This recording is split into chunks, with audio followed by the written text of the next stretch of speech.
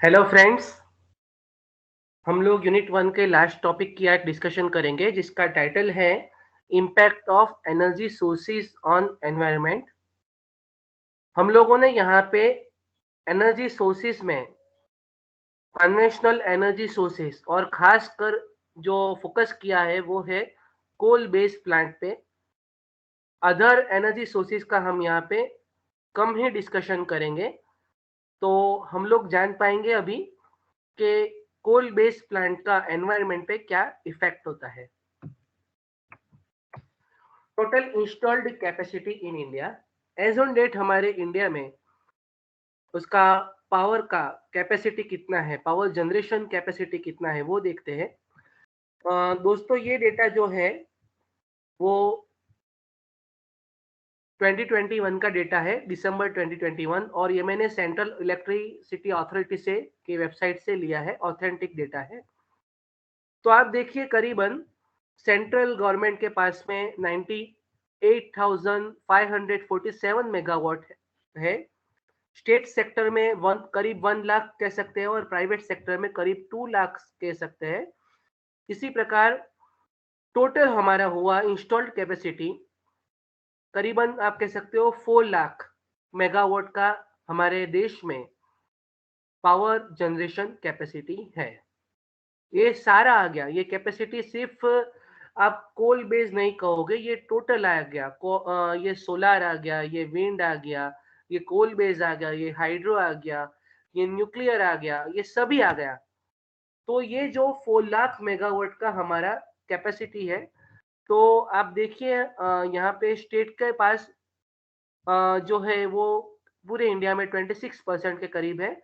Private sector करीबन 50% के करीब चल रहे हैं और सेंट्रल गवर्नमेंट के पास करीबन 25% का शेयरिंग है।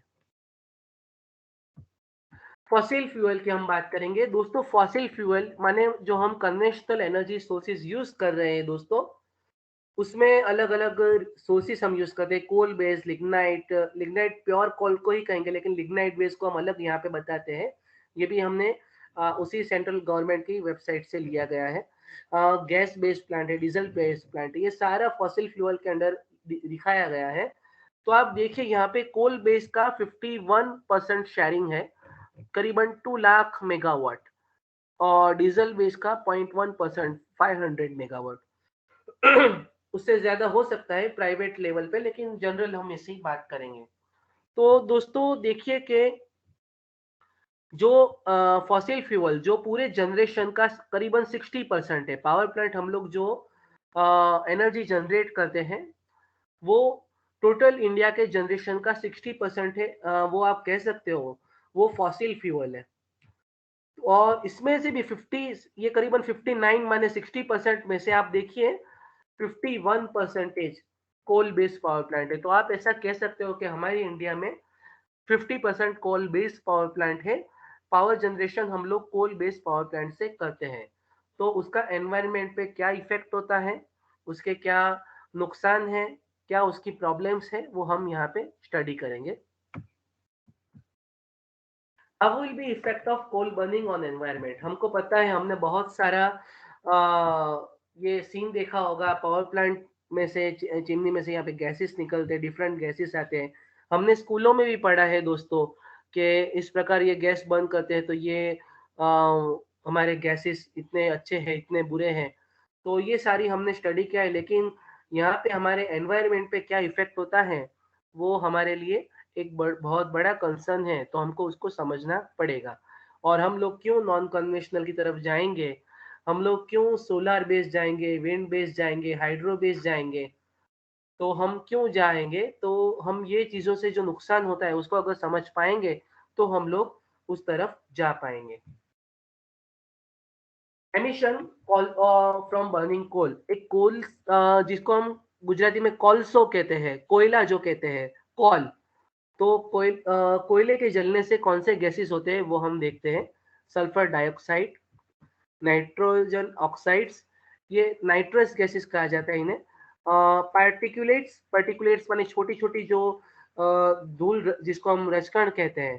Carbon dioxide, mercury and other heavy metals, और फ्लाई ऐश जो बचता है कोयले को जलाने के बाद में जो मिट्टी बचती है जिसको ऐश कहते हैं हम लोग, बॉटम ऐश और फ्लाई ऐश वो।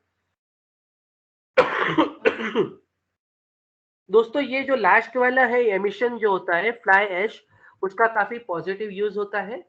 कई जगहों पर कुछ ईंटें बनाने में भी इसका यूज होता है, और कई जगह फिलिंग के लिए, सरफेस फिलिंग के लिए भी यूज होता है।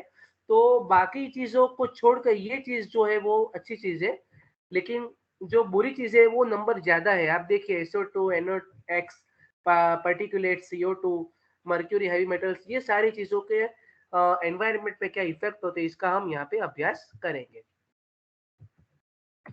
ये फ्लाई ऐश हमारा है नॉन हजार्डस वेस्ट कहेंगे, जिससे एनवायरनमेंट को किसी भी तरह का नुकसान नहीं होता। सल्फर डाइऑक्साइड की बात करेंगे दोस्तों, ये एसिड रेन कॉज करता है। एसिड रेन आपने स्कूल में पढ़ा होगा। और रेस्पिरेटरी इलनेस, दमा जिसको हम अस्थमा कहते हैं दोस्तों, सांस लेने में दिक्कत आना, खांसी, सर्दी, रेस्पिरेटरी इलनेस सारे हैं वो यहाँ पे होते हैं। आपके एसिड रेन से पूरे आपके पेड़ वगैरह जल जाते हैं। ये एक्चुअल सीन लिया गया है। ये देखिए आपने स्कूलों में पढ़ा होगा, ताजमहल व्हाइट से येलो हो गया है, तो उसका रीजन भी एक एसिड रेन है। हमारा जो यहाँ पे रेस्पिरेटरी सिस्टम है हमारा, वो पूरा हमारा यहाँ पे खराब हो सकता है सल्फर डाइऑक्साइड की वजह से। और काफ़ी बीमारियाँ, अभी तो बच्चे-बच्चे काफ़ी तरह के डिसीज़ से प्रभावित है, जो दमा कह लो, या जिसे हम अस्थमा, सर्दी-खाँसी नॉर्मल हो गया है। तो वो सारा एनवायरनमेंट में जो पॉल्यूशन है वो एक बहुत बड़ा पार्ट है। आपका कोविड तो सेकंड रहा, लेकिन जो ये है ये कोविड से भी बड़ा है, जिसको हम ऑलवेज़ इग्नोर करते हैं। नाइट्रोजन ऑक्साइड से होता है स्मॉग और रेस्पिरेटरी इलनेस। एक धुंध हम जिसे कहेंगे, आपको कुछ दिखेगा नहीं। तो इस प्रकार दिल्ली में आपने काफ़ी सुना होगा, तो ये जो फॉग होता है या स्मोक जो एनवायरनमेंट में जो हम गैसेस डालते हैं उसकी वजह से होता है। तो ये जो है आपको दिखेगा नहीं कुछ। और ये बिफोर स्मोक है, ये आफ्टर स्मोक है, ये चाइना के किसी प्लेस का एक इमेज लिया गया है आपको समझाने के लिए दोस्तों। तो ये भी इस तरह के प्रॉब्लम आपके नाइट्रोजन ऑक्साइड्स, जो सारे नाइट्रोजन के रिलेटेड गैसेस है, उससे होते हैं। और रेस्पिरेटरी इलनेस का मैंने आपको बताया कि आपके लंग्स के रिलेटेड सारी बीमारियां होती है वो इसे गैसेस से होती है। पार्टिकुलेट जो छोटी छोटी, जिसको आप धूल कह लो, छोटे छोटे पार्टिकल्स कह लो, तो वो स्मोक क्रिएट करते हैं, हेज करते हैं, रेस्पिरेटरी इलनेस करते हैं, लंग डिसीज करते हैं। Carbon dioxide, over abundance of green house gases that trap additional heat. इसका मतलब आप समझो कि ग्रीन हाउस इफेक्ट के बारे में भी आपने पढ़ा होगा। तो आपका जो कार्बन डाइऑक्साइड है वो जमीन की और अर्थ की हमारी गर्मी को बढ़ाता है। उसको पकड़ रखता है। तो कार्बन डाइऑक्साइड इस प्रकार हमारा एनवायरनमेंट को ज्यादा गर्म करता है। Mercury, other heavy metals, neurological problem हो सकते हैं मर्क्यूरी से दोस्तों। डेवलपमेंट आगे चल के बहुत डैमेज हो सकते हैं। ये चीजें इंसानों में भी इतनी ही है और जानवरों में भी, एनिमल्स में भी हम ऑब्जर्व कर सकते हैं। तो ये सारे गैसेस है, आपको इससे पता होना चाहिए। ये मैंने समराइज किया गया है, इसका डिटेल में आपको रिपोर्ट के लिए पीछे मैंने रेफरेंसेस दिए हैं, आप उसको अच्छे से स्टडी कीजिएगा। तो what about renewable energy sources दोस्तों, मैंने आधा टॉपिक लिया, वो था कि हमारे कोल बेस्ड प्लांट का क्या एनवायरनमेंट पे इफेक्ट है और कौन कौन से गैसेस क्या क्या काम करते हैं। लेकिन अभी रिन्यूएबल एनर्जी सोर्सेज का हम थोड़ा समराइजेशन देखेंगे यहाँ पे, और वो एनवायरनमेंट को कैसे इफेक्ट करते हैं वो भी हम यहाँ पे समझने का प्रयास करेंगे। ये देखिए नॉन फॉसाइल फ्यूल, हमारा जो डेटा है गवर्नमेंट का एज ऑन डेट, आप कह रहे हैं 2021, तो रिन्यूएबल एनर्जी सोर्सेज RES जिसे कहते हैं, ये इसमें हाइड्रोकॉम ने इन्वॉल्व कर लिया है। वो करीबन है 1,00,000 51,391, 40% कह सकते हो। हम काफ़ी अच्छा हमने प्रोग्रेस किया है। सोलार, विंड, ले लो, कंबाइन ले लो, हाइड्रो ले लो, या फिर वेस्ट से एनर्जी हम प्रोड्यूस करते हैं, स्मॉल हाइड्रो पावर प्लांट ले लो, ठीक है, आप बायोमास ले लो। तो ये सारे रिसोर्सेज से हम काफ़ी अच्छा एनर्जी जनरेट करते हैं। न्यूक्लियर को भी हम गिन सकते हैं, नॉन फॉसाइल फ्यूल गिन सकते हैं। तो वो भी 7000 के करीब, 7000 मेगावाट के करीब आपको पावर जनरेशन देता है। तो आप देख सकते हो नॉन फॉसाइल फ्यूल से करीबन हम लोग 1.5 लाख, एक 1,58,000 जितना हम लोग पावर प्रोड्यूस करते हैं, इतना मेगावाट, 1.5 लाख मेगावाट जितना पावर प्रोड्यूस करते हैं। तो दोस्तों यहाँ पे आप समझ सकते हो कि इतना सारा हमारे पास डेवलपमेंट हुआ है, तो हमने ये सारा यूज़ किया हो गया है, ठीक है। तो ये भी एक अच्छी बात है, लेकिन इसका एनवायरनमेंट पे क्या इफेक्ट रहेगा वो हमको समझना है। चैलेंजेस क्या है नॉन फॉसाइल फ्यूल के? हमने कहा कि विंड है, चलो बहुत बढ़िया है, सोलर है, बढ़िया है। तो लेकिन इसका एनवायरनमेंट पे क्या इफेक्ट रहेगा वो थोड़ा देखते हैं यहाँ पे। तो 90 to 95% less greenhouse gases compared with coal-fired plants and causes 7 to 90% less pollution। बहुत अच्छी बात है। आपके ग्रीन हाउस गैसेस कम प्रोड्यूस करते हैं, 99 है। आप ऐसा कह सकते हो हमारे non fossil fuel green house gases produce नहीं करते। Okay, done, very good. और जो एनवायरमेंट पे नेगेटिव इफेक्ट होते हैं एनवायरमेंट पे, वो 90% तक कम होते हैं, दैट इज गुड। लेकिन लिमिटेशन क्या है वो हमको समझना पड़ेगा। लैंड यूज, दोस्तों आपको पता होगा विंड फार्म के लिए लैंड यूज कितना बड़ा एरिया चाहिए, ठीक है। और आप सोलर ले लो, सोलर के लिए हम छतों पे लगाते हैं, लेकिन अगर ज्यादा है तो बहुत सारी जमीन की हमें रिक्वायरमेंट रहेगी। तो ठीक है, हम लोग अभी उसके फ्लोटिंग सोलर का भी सर्च करना है दोस्तों। फ्लोटिंग सोलर भी एक कंसेप्ट है जो आपके कैनल्स वगैरह पे या आपका सी लेवल है वहां पे ऊपर फ्लोटिंग सोलर भी अभी जनरेशन कई जगह इंडिया में भी कुछ जगह हुआ है, आपको ये सर्च करना रहेगा।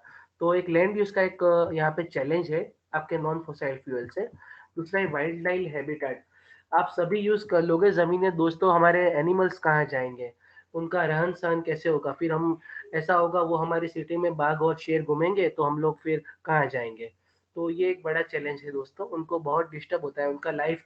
आप बहुत बड़ा एकर्स, इन टर्म्स ऑफ आप बहुत बड़ी जमीन ले लो, लेकिन वहां पे लगा दो तो वहां पे जो वाइल्ड लाइफ है, जो हैबिटेट है, वो कहाँ जाएगा? वो एक हमारे लिए चैलेंज है। पब्लिक हेल्थ और कम्युनिटी, विंड का जब पावर प्लांट चलता है, आप कहीं कहीं कोई बार गुजर के वहां से देखो, बहुत ज्यादा कंटिन्यूअस आपको साउंड रहेगा, तो उससे आपका पब्लिक हेल्थ और न्यूरोलॉजिकल साइकोलॉजिकल काफी प्रॉब्लम्स होते हैं, ऐसा मार्क किया गया है। पीछे रेफरेंस दिए गए हैं, आप उसमें कभी पढ़िएगा, आपको पता चलेगा। और यूज ऑफ वाटर, हाँ, वाटर का यूज एक लिमिटेशन रहता है कि आपका जितना काफी बार वॉश करने के लिए, आपका सोलर पैनल को वॉश करने के लिए आप पानी का यूज करते हो, और काफी काफी आपका यूज बढ़ जाता है, ठीक है। तो आपके जो रूटीन यूज है आपके खेती वगैरह के लिए, तो उसके लिए पानी कहाँ से लाओगे? तो ये सारे चैलेंजेस है जो हम नॉन फॉसाइल फ्यूल, जो हमारे एनवायरमेंट फ्रेंडली प्रैक्टिसेस है, उससे ये चैलेंज आ सकते हैं। इसको भी हमें देखना पड़ेगा। ये मेरे रेफरेंसेस है दोस्तों, आप इसको अच्छे से स्टडी कीजिए और समझने का प्रयास करें कि दोनों के बीच में अच्छा क्या है, बुरा क्या है, उससे कैसे हम निपट सकते हैं। Thank you and keep learning.